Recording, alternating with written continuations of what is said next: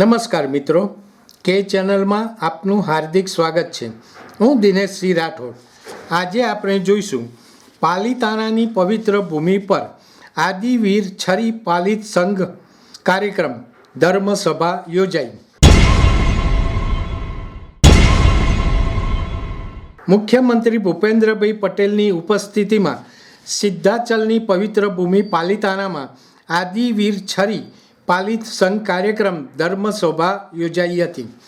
પાલિતાણાના જૈન ઉપાશ્રય નીલમ વિહાર કસ્તુરબા ધામમાં મુખ્યમંત્રીની પ્રેરક ઉપસ્થિતિમાં યોજાયેલ આ કાર્યક્રમમાં મુખ્યમંત્રીએ આચાર્ય ભગવંત શ્રી વિજયરત્ન ચંદ્ર સુરીશ્વરજી મહારાજ સાહેબ તથા આચાર્ય ભગવંત શ્રી ઉદયરત્ન સુરીશ્વરજી મહારાજ સાહેબનું ગુરુ પૂજન કર્યું હતું। આ પ્રસંગે આચાર્ય ભગવંત શ્રી અને જૈન શ્રેષ્ઠીઓ દ્વારા મુખ્યમંત્રીનું બહુમાન કરીને આશીર્વચન પાઠવવામાં આવ્યા હતા। આ પ્રસંગે મુખ્યમંત્રી ભૂપેન્દ્રભાઈ પટેલે જણાવ્યું હતું કે મુખ્યમંત્રી તરીકેનું સેવા દાયિત્વ સંભાળ્યા પછી પ્રથમ વખત શેત્રુંજય તીર્થ ક્ષેત્રમાં આવવાનું સૌભાગ્ય પોતાને મળ્યું છે। તેમણે કહ્યું કે જૈન ધર્મનો અર્થ એટલે વિજેતાનો માર્ગ છે। જૈન સમાજમાંથી ક્ષમાનો ગુણધર્મ શીખવા જેવો છે। તેમણે ઉમેર્યું કે ક્ષમા માગે તે વીર અને ક્ષમા આપે તે મહાવીર કહેવાય છે।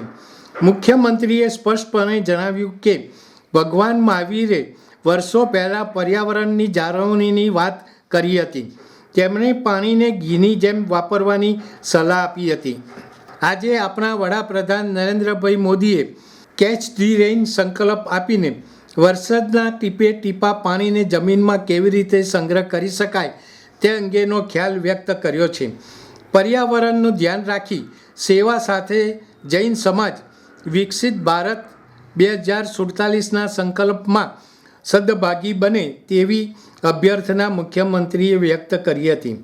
આ પ્રસંગે આચાર્ય ભગવંત શ્રી વિજયરત્ન ચંદ્ર સુરીશ્વરજી મહારાજ સાહેબે જણાવ્યું હતું કે આપણું ગુજરાત સંતો અને મહંતોની પવિત્ર ભૂમિ છે, જેથી ગુજરાતનો સાંસ્કૃતિક વારસો ખૂબ જ સમૃદ્ધ છે। આ ઉપરાંત આચાર્ય ભગવંત શ્રી ઉદયરત્ન સુરીશ્વરજી મહારાજ સાહેબે પ્રાસંગિક પ્રવચન કર્યું હતું।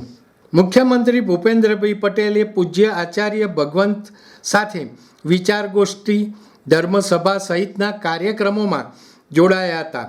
છરી પાલિત સંઘ આયોજક આદિવીર પરિવાર, વીરબારાબેન નવીનચંદ્ર પરીખ પરિવાર, રાકેશભાઈ ધ્રુવ પરિવાર ઉપસ્થિત રહ્યા હતા।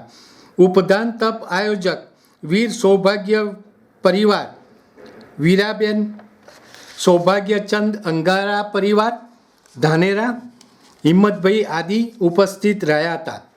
આ પ્રસંગે ધારાસભ્ય ભીખાભાઈ બારૈયા, જિલ્લા collector R K. Mehta, range IG Gautam Parmar, incharge વિકાસ અધિકારી ડી.એમ. સોલંકી, પોલીસ અધિકારી હર્ષદ પટેલ, આગેવાન મહેન્દ્રસિંહજી સરવૈયા સહિત આગેવાનો તથા જૈન અગ્રણીઓ ઉપસ્થિત રહ્યા હતા।